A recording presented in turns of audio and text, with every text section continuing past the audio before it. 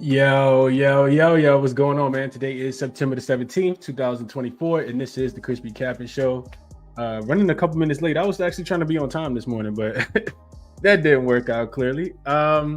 We got a lot to talk about today. It's 5 games on the board for the WNBA. I did a quick recap yesterday of Sunday's games, and I absolutely got annihilated. I was on the under between the Aces and the Connecticut Sun. The first half under specifically. No defense played in the first half. Of course, Aces start to lock up in the second half. Also took the liberty on the wrong side of that. The Lynx absolutely smoked them. And then I was on Caitlin Clark over 10.5 assists. And that was a losing bet as well. A couple, missed opportunities. She also just annihilated the wings from the field. She just, shot the ball really, really well, bounced back off 2 bad games against the Aces. So definitely trying to do a little bit better. It's 2 bets that I've locked in today. Couple things I got on the short list that I'm interested in talking about with you guys. But we want to do a quick recap just because I did the recap yesterday, and I'm actually running a little bit low on time this morning. So let's go through a couple of the comments real quick, and then we'll jump into the games on the board for today. Prolific says, "Good morning, Chris. Please hit the like on the way for our champ and share and subscribe and join. Ladies, please treat us nice today." I need it, bro. I need it, man. Definitely need the ladies to treat me nice today. 5 games on the slate.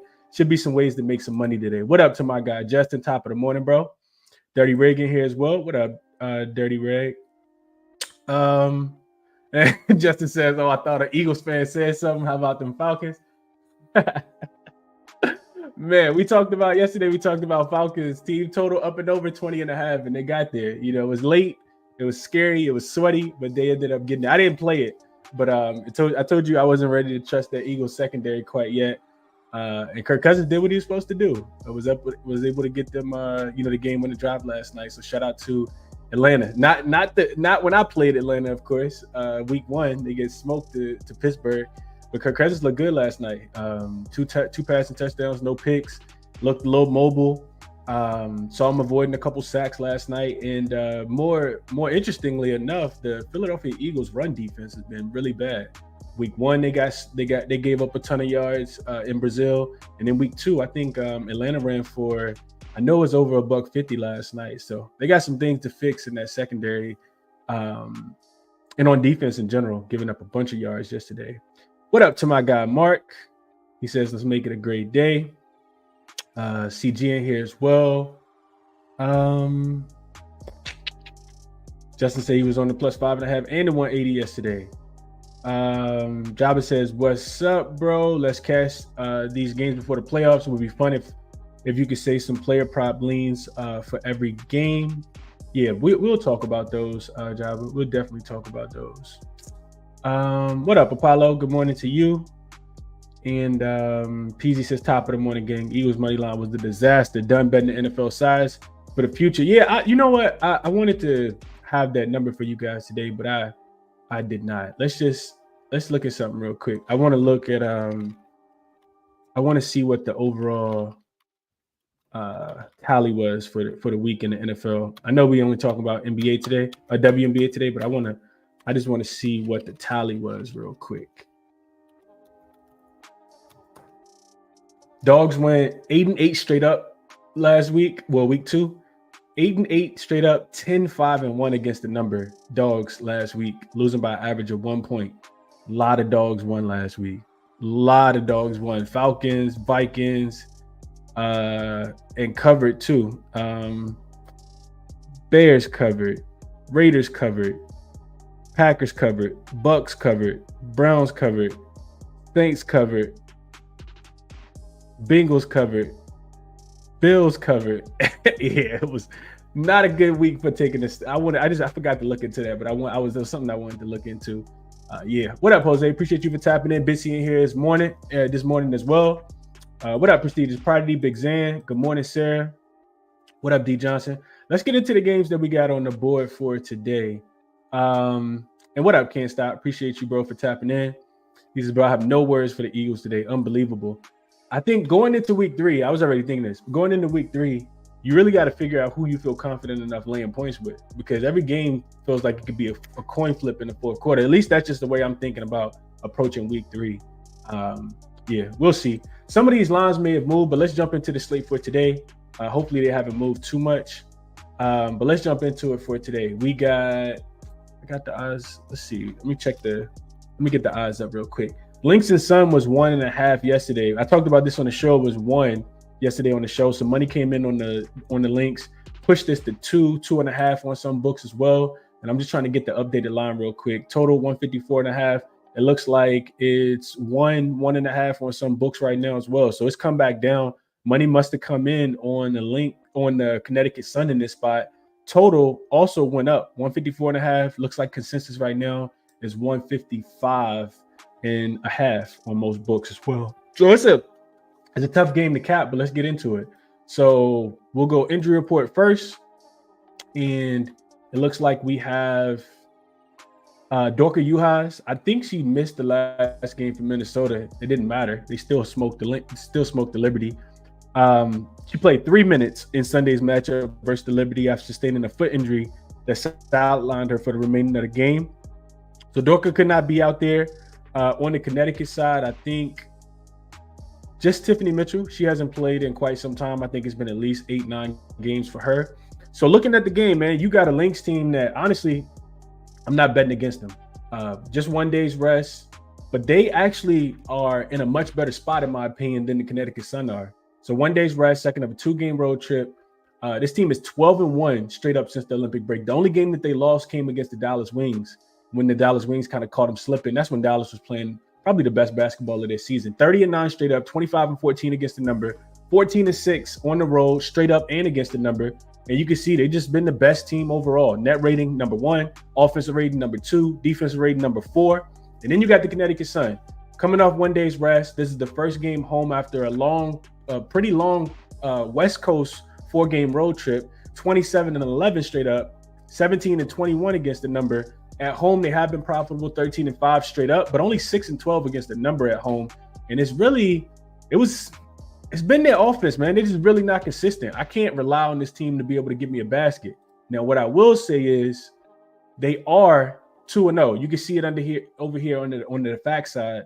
They are 2-0 straight up, 1-1 against the number against the Minnesota Lynx this season. They beat them 1 time at home at the beginning of the season. Not sure if people remember that, but they called the foul. So DeWanna Bonner ended up getting some free throws, which I kind of felt like Minnesota should have won that game. But Minnesota did.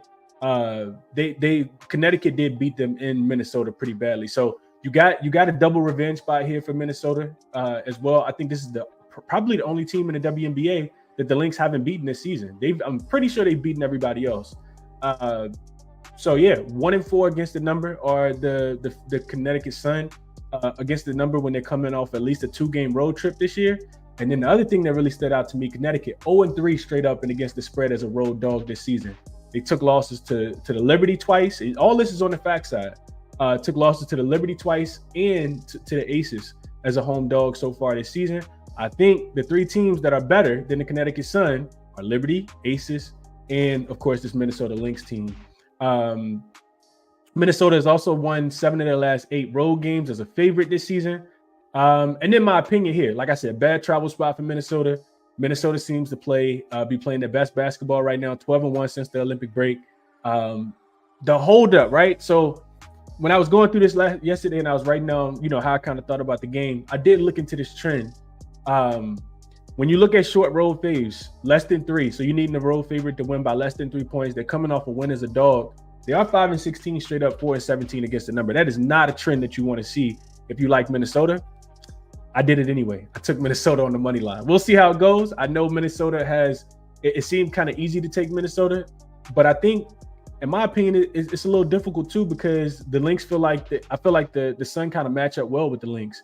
We know that the Sun want to get the ball in the paint. That's where they take a lot of their shots with Brianna Jones and Alyssa Thomas. But if they're not making their 3-pointers, I feel like Minnesota should be able to score the basketball. The Connecticut Sun also are an excellent defensive team. They don't give up a lot of fast break points, which is what the Lynx like to do. So Courtney Williams is going to have another big game in this spot. She's going to have to get to that midi, knock it down, get her teammates involved, and the Lynx going to have to be able to get some easy baskets so that they don't go 0-3 against the Connecticut Sun this season. Those are my thoughts. I know I said a lot. I'll go back to the top. see what you guys are talking about, and then we'll get over to the next game. Jamel says, son here. What up, Mitchell? Appreciate you, my brother. He says, undercash for me last night. Mitchell says, let's see what the women will do today. What up to my guy Alex in the chat? What else? Redemption says, what up, Chris? Won 4K off the slate last night. Ready to lock in with you today. Nice. I like it. I love to hear that. We'll talk about this game when we get there, but I see Courtney Williams in here, over 10.5 points today. Justin says Lynx under 155.5 when he bet it. Okay. Helms likes the Lynx again on the money line here. Dirty Ray says I'd give up the 1.5 with the Lynx all day. Here, Sun can't play with them. They have beaten them twice in both games so far this season. Like I said, I didn't look into it, but I'm pretty sure the Lynx have beaten every other team this year. Mitchell says Lynx money line here. There's a -1 on DraftKings. Mitchell says, oh yeah, -1 on DraftKings. Okay.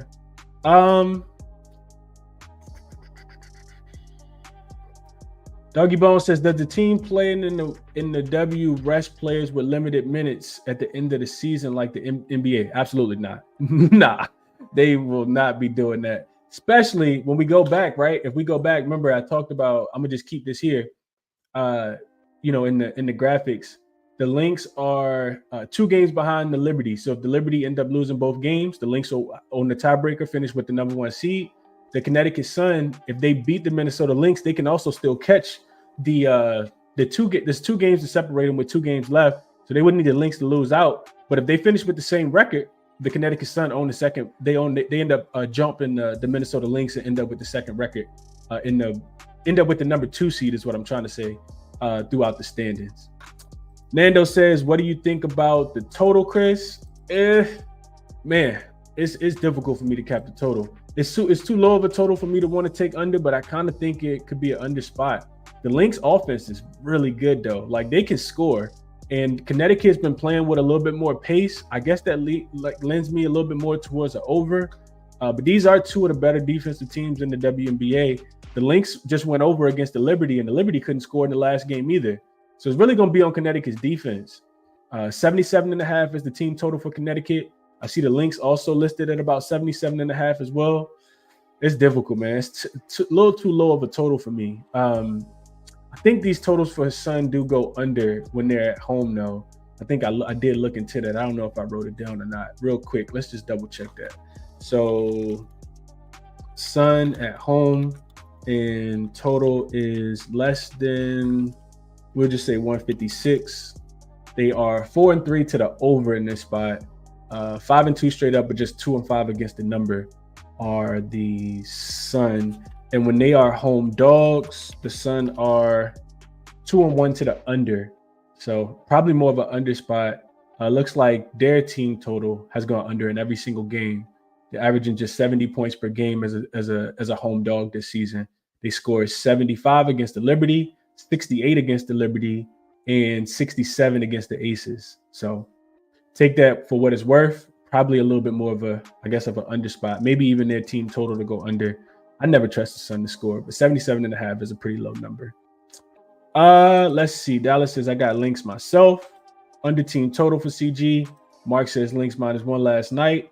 I did send out Lynx -1 last night as well. Bissy says Nafisha Collier gets a double-double. -105. Let's see. Can't Stop says I would take the Lynx here. Got to ride with the hot hand. I'm not fading the team that's 12-1 after Olympic break. Not something that I'm doing. And what up to my guy AOD as well.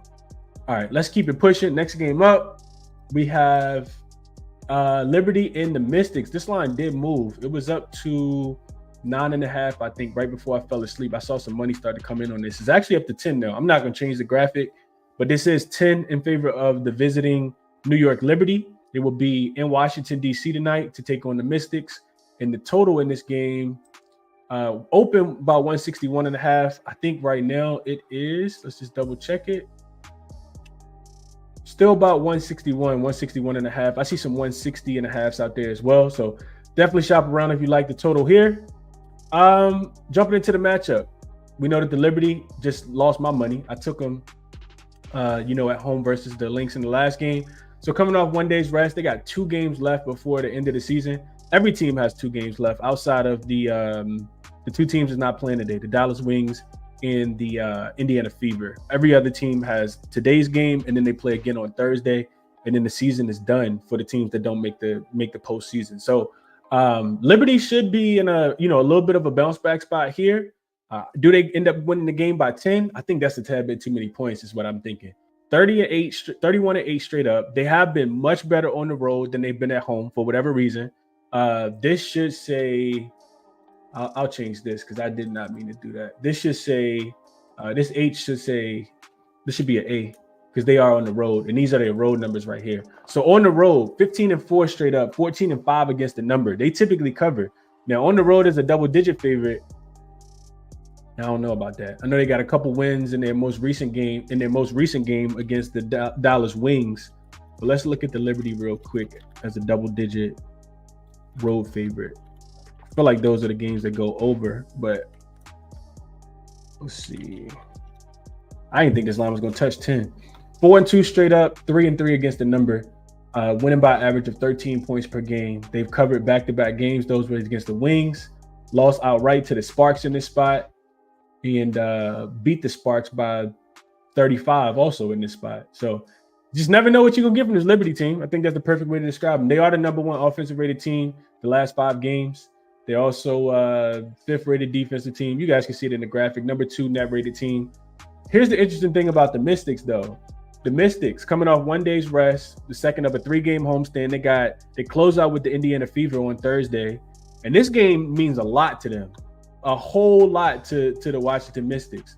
And I should have probably did this in the beginning, but we go to the injury report. Shakira Austin is out. She hasn't played in a while. She's done for the remainder of the season.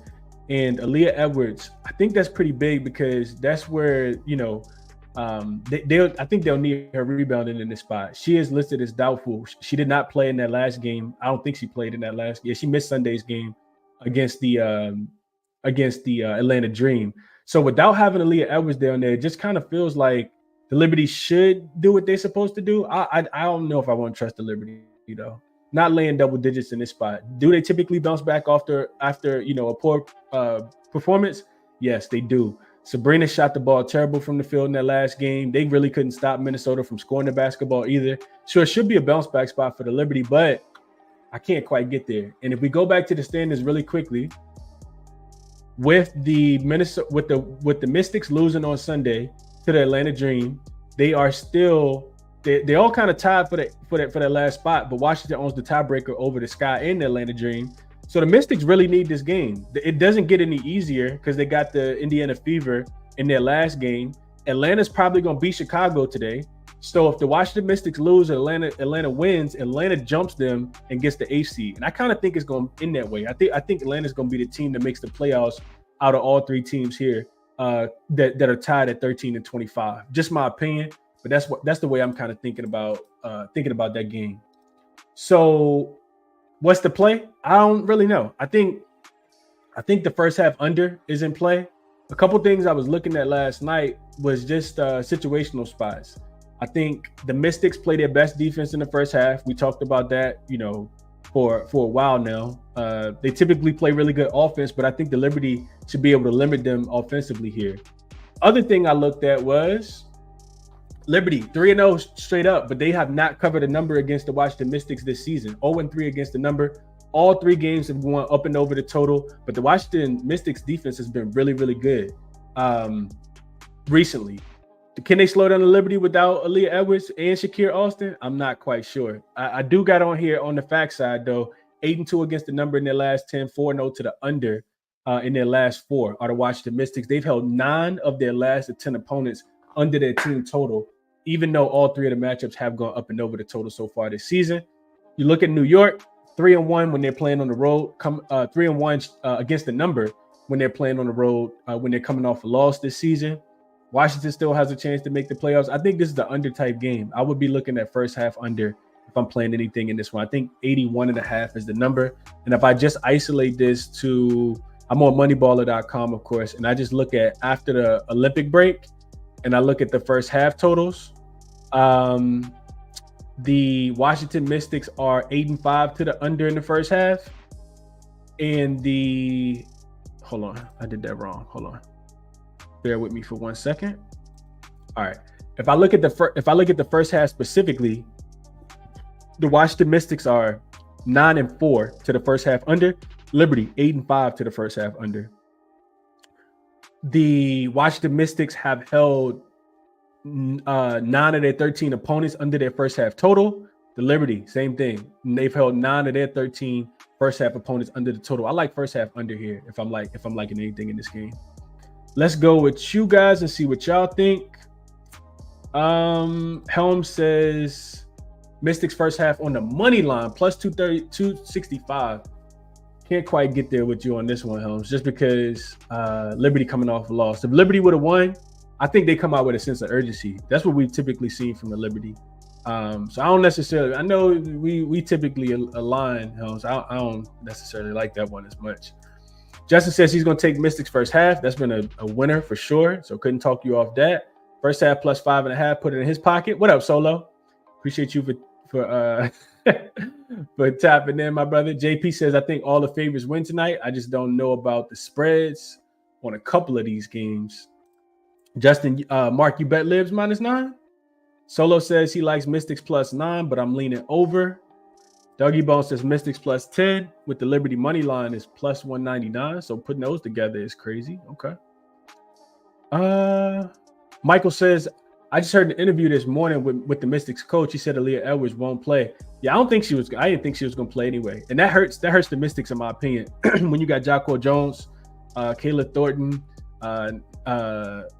Sabali, like they got bigs. It's just going to be whether they can knock down some shots. The Liberty, their Jekyll and Hyde-ness, if that's a word, comes from their ability to be able to make shots. Helm says Mystics legitimately live in this game. Okay.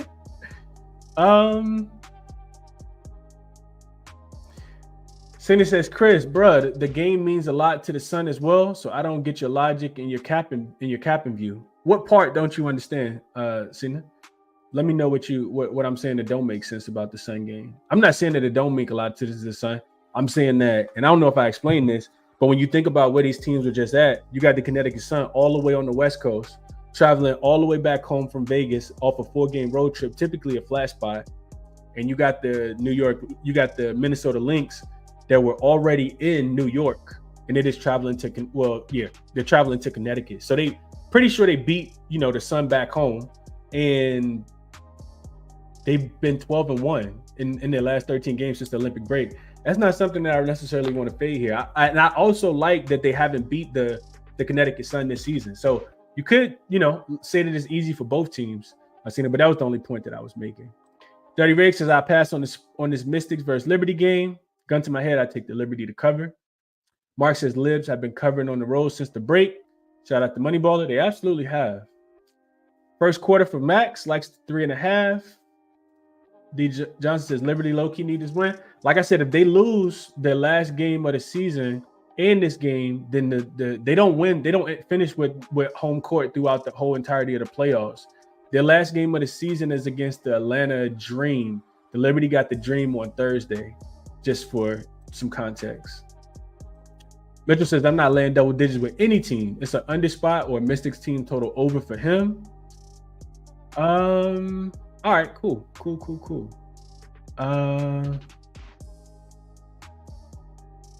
All right, let's move on to the next game. Next game up, we got the Atlanta Dream in Chicago. This line was at 5.5.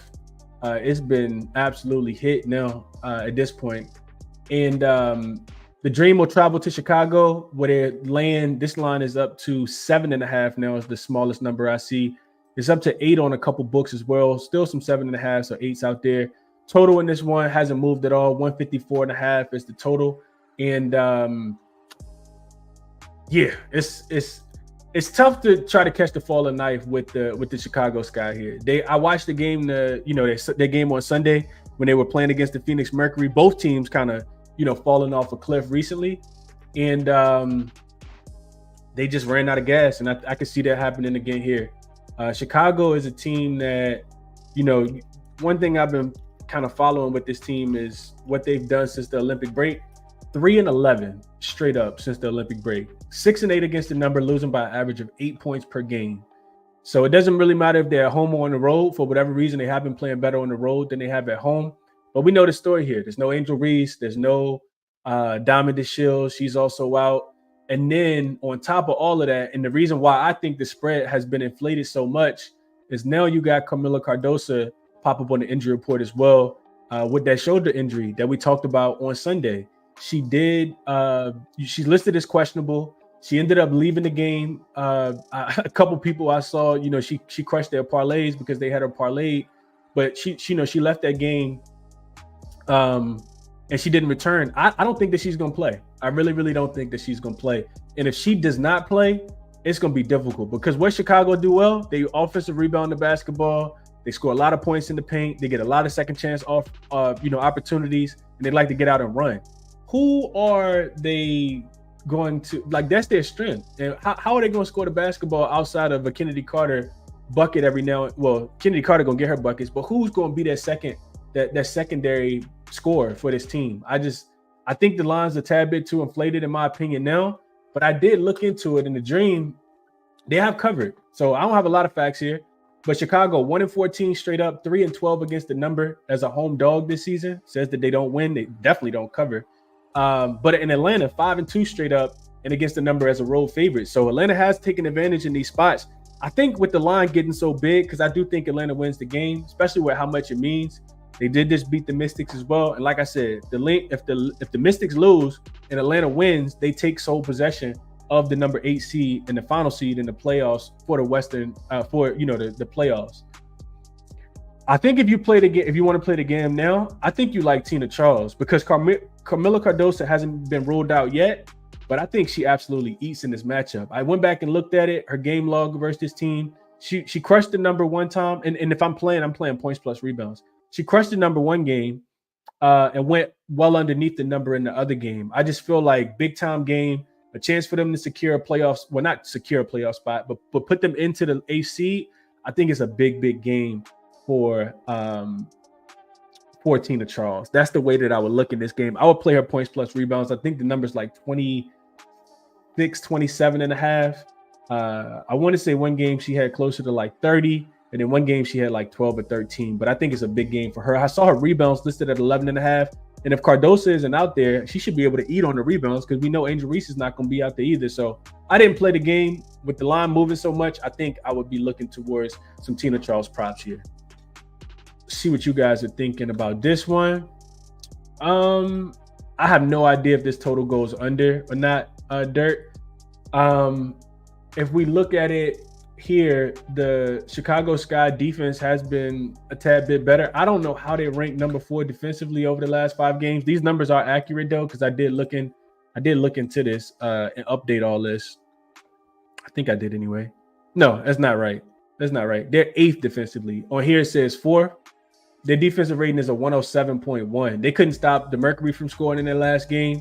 They're minus 6.9 in that rating over the last 10, which is 9th, not 6th. So I forgot to update that. My bad. The Atlanta Dream stuff is right. They are 11th offensive rated because they have struggled to score the basketball. 9th defensively, and they're 10th in that rating over the last 5 games. No, that's not right either. I didn't change this.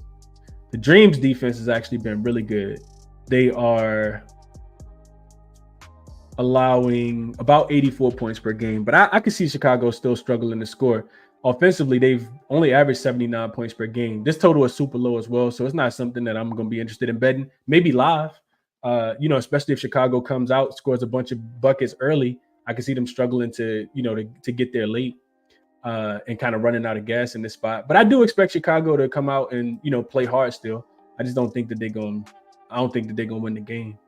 Helm says he likes the Sky plus 7 and he likes the over 154.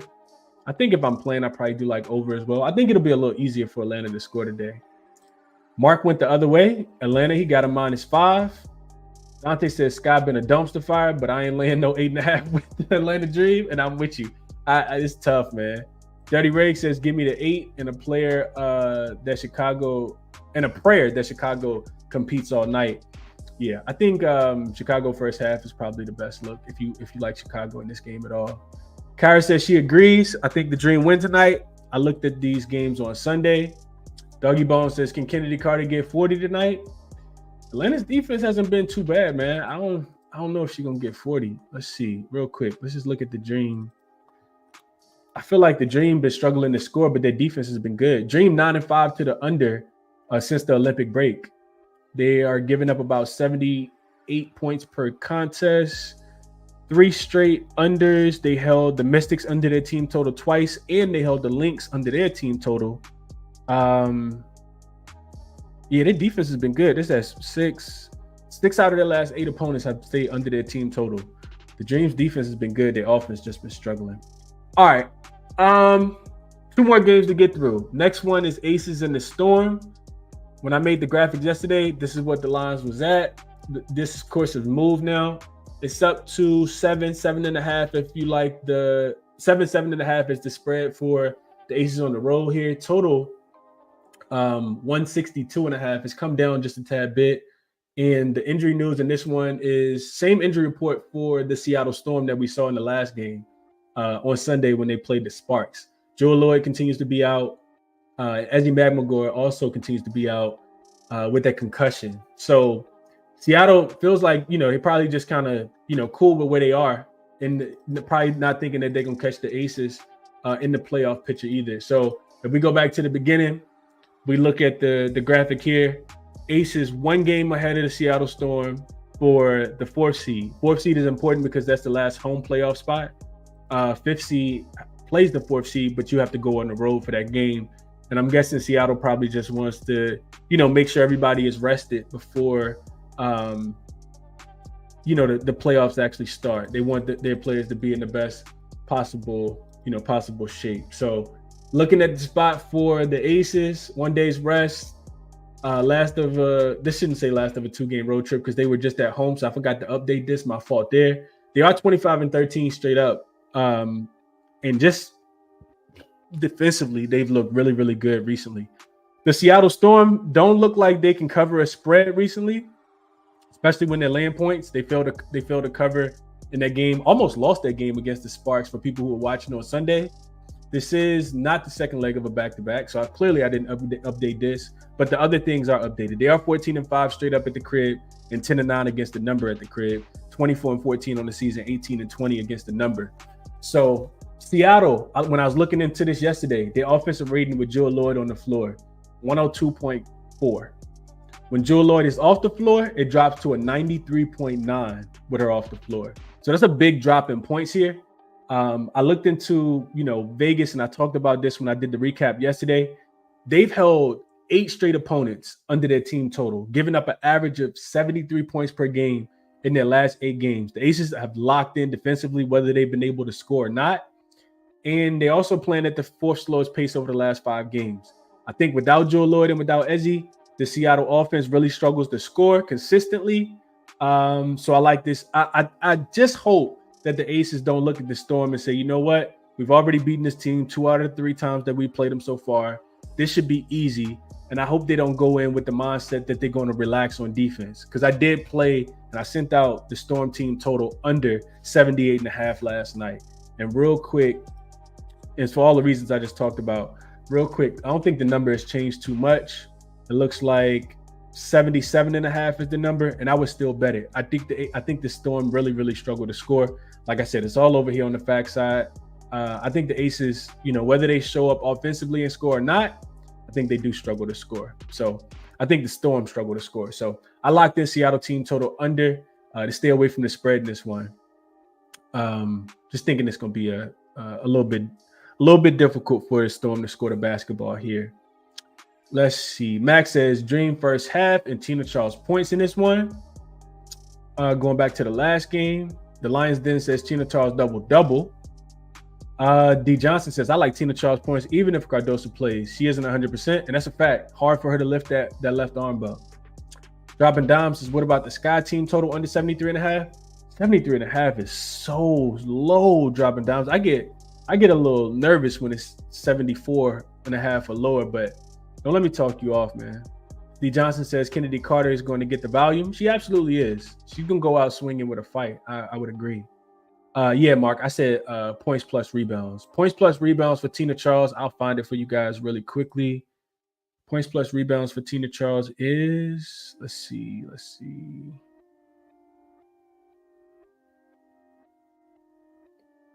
27.5 on Bet365, minus 125. 28.5 on FanDuel as well. I just kind of feel like I don't even know what the double odds are. Real quick, let's see if we can find double odds for her. This just made a lot of sense to me. Double for Tina Charles. Real quick.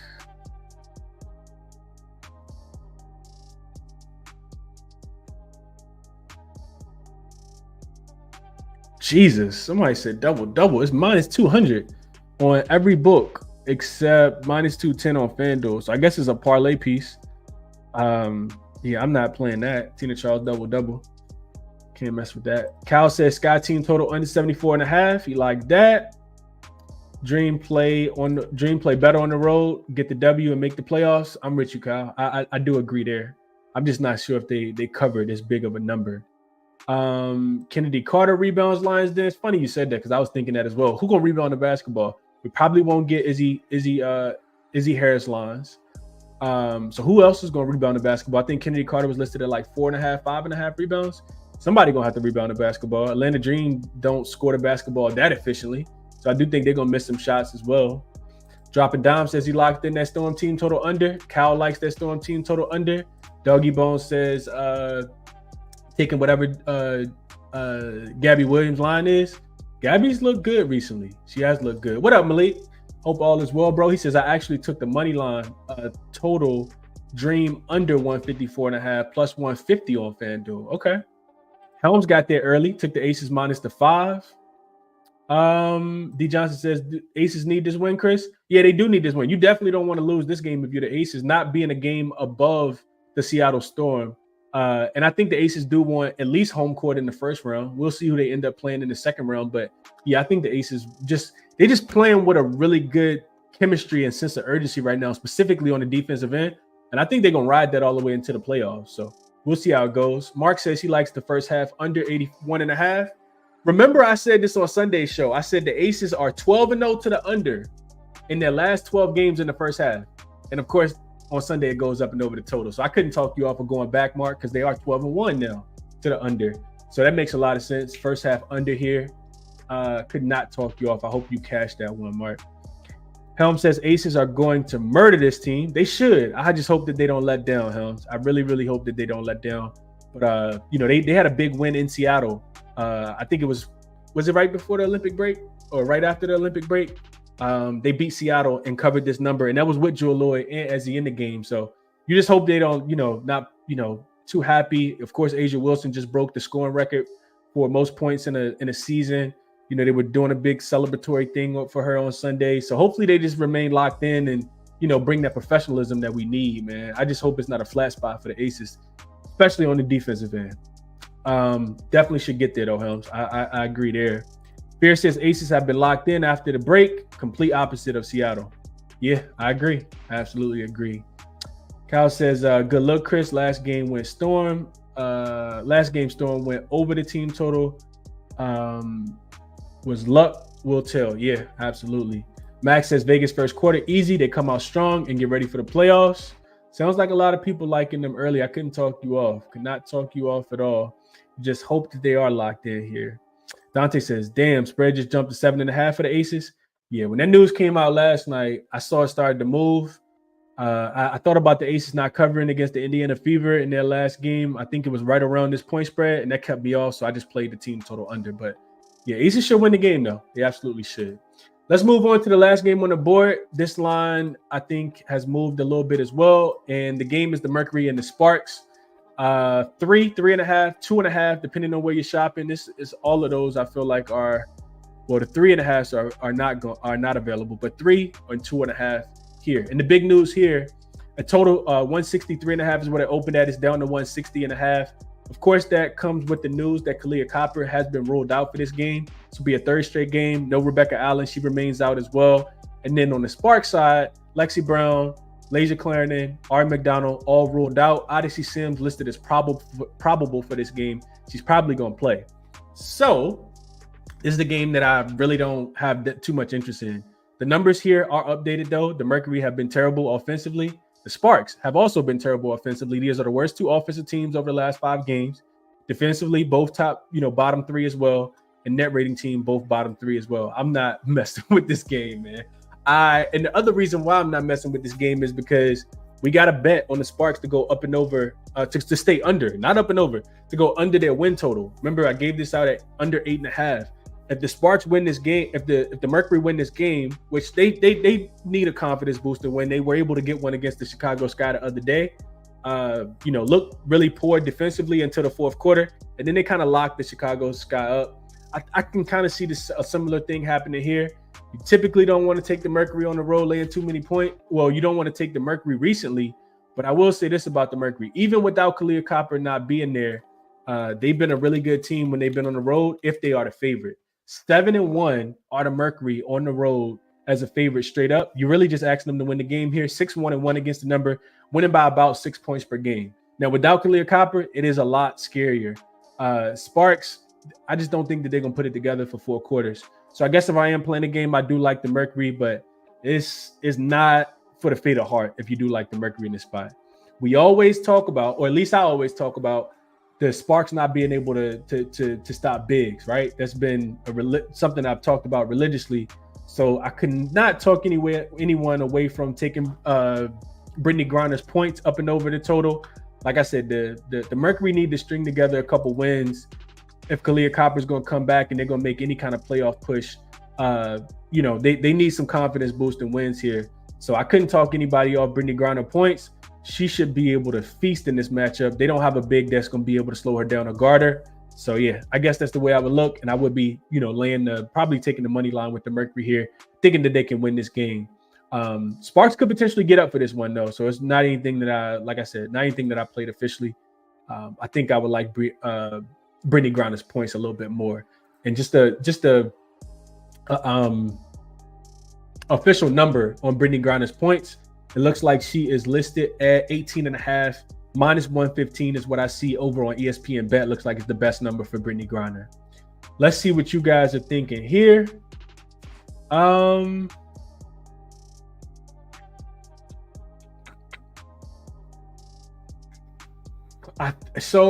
think they have the best odds to secure the number 1 pick, Cal. This was like 2 games ago. Then I think the dollar swings are second. Rakia Jackson for Max says 18 plus points at plus money on DraftKings. Lock it in before it changes. Rakia went up and over against Seattle on the road. I can see her having another big game here. Last time I bet on Rakia, she let me down though, so I'm off Rakia. But I can see her having a big game. And it feels like Kurt Miller is just gonna let her play. So if she's gonna be on the floor, I can see her having a big game. She probably gets Natasha Cloud. I can see Natasha Cloud taking that matchup serious. She is trying to, make her case for defensive player of the year. Scares me just a tad bit, but yeah, I couldn't talk you off. I hope you cash it. Let's see. Dougie says, watch out for Auntie Diana. Taking her points and looking at her 20.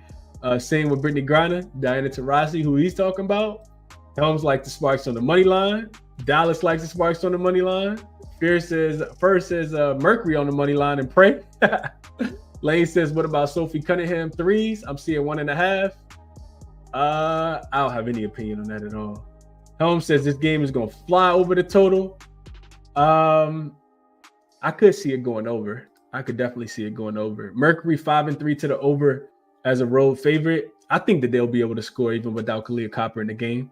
I think over. I like over here. I agree with that part, Helms. I just don't need the Mercury. I don't need the Sparks to win though. Mark says he'll pass. I will too. Alex says I'm kind of waiting to pass, but over under thoughts on this game. I like over. I think 163.5 is a number that both of these teams could go up and over the total on. The Sparks don't play any defense. The Mercury should be able to run and push pace. The Sparks also, top 5 in pace over their last 5 games. Just to give you guys a number real quick. Sparks playing at the 4th fastest pace over the last 5 games. I know that the Mercury haven't been playing fast, but I could see them in a potential shootout here. And their pace should come back up with a young Sparks team, willing to really just, out there having fun, playing with a lot of pace to end the season. What up, Dream? He says, top of the morning, my boy. Rakia getting up 20 shots tonight. Last home game of the season. Yeah. Rakia gonna put the league on notice for year two. I'm gonna go ahead and call that right now. I know Cameron Breaks will come back. They probably Rakia gonna be a superstar. I really think Rakia gonna be a superstar in my opinion. She could. It's gonna all come together for Rakia as long as she work on her game throughout the offseason, which I kind of feel like her work ethic is good. I like it, Dream. Couldn't talk you off. Helm says Sparks did secure the first pick.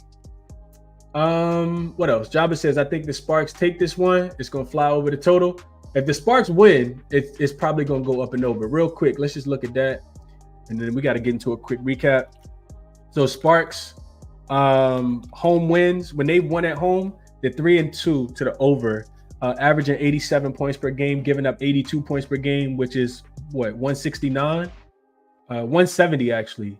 So yeah, that says that this game will go up and over the total. Last 3 wins that they have came against the Aces and the Liberty at home, and all of those games went up and over the total. So yeah, if you like the Sparks, you definitely like the over. What up to my guy Fred? Says good morning, fellas. Got a 30% profit boost. I'm gonna put 100 on something. Whatever you got, I'm gonna tell. What's everyone's favorite plays? If y'all had $100 to wager, which would it be?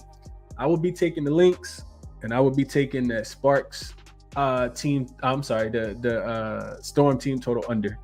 My favorite 2 plays right now. Mark says I show 161.5. Yeah, it did drop. Remember, I said it was 163.5 when Kalia Copper got rolled out. It went down to 160.5. So you get a. I'm not sure how many points she means to the spread, but you do get a condensed number here. Jabba giving Fred that Tina Charles look that we talked about up and over her points plus rebounds, 27.5, available on FanDuel and Bet365. Helm says, great show, Chris. You've been awesome this season. Only one regular season day left. Yeah, we just got Thursday, which will be a hard day to kind of, predict outside of the number 8 seed. We still have teams fighting for that. As long as the Aces don't lose, they should be locked into the 4 seed. Seattle will be locked into the 5th seed. The Fever will be locked into the 6th seed. And then, if the Liberty beat the Mystics tonight, they'll be locked into number 1. The Lynx won't be able to catch them, but it could get interesting. We'll see how it goes, man. We will see how it goes. No official play for me on this game, but I do like, as we've talked about it, I do kind of like the over with it coming down without Kalia Copper being there.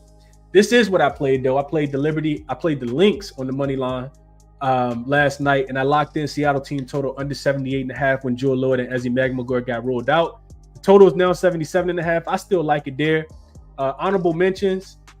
So if Cardoso plays, I forgot to mention this. If she does play, she's listed as questionable. If Cardoso plays, I'm taking her under. Whatever her points plus rebounds is, I'm taking her under. I'm not sure if she's going to finish the game. I know it's going to be difficult for her to score, with the injury being to her shoulder. Tina Charles up and over and I listed here. And I gave you guys the reasons why I like the Liberty and the Washington Mystics to stay under on the first half. Under 81.5 is the number there. So we'll see how it goes, man. I appreciate everybody for tapping in, sharing looks, giving out plays. Let me know what you guys are thinking, correcting my mistakes, everything. Appreciate you guys. Resources that I use, as always, are listed here. Referral code CBC will get you 20% off your first month over at OzJam. Referral code ChrisBeCappinn will get you 50% off your first month using moneyballer.com. And then I got some other resources listed at the bottom for you guys as well. I always talk about these resources, so I'm not going to give you guys the big spill, but I would say try them for yourself. See if you end up liking them. And if you don't, you can always cancel your membership. If you enjoyed the show, do me a favor. Hit the thumbs up button on your way out. Subscribe to the channel if you guys are new. Like and share. Let me know what you guys are betting in the comments as well. The link for all my official plays is in the description of this video, as it always is. Just two top looks for me today, but we'll see if I get to the window with anything else, man. Best of luck. Bet responsibly. Catch you guys on Wednesday, man. I'm out.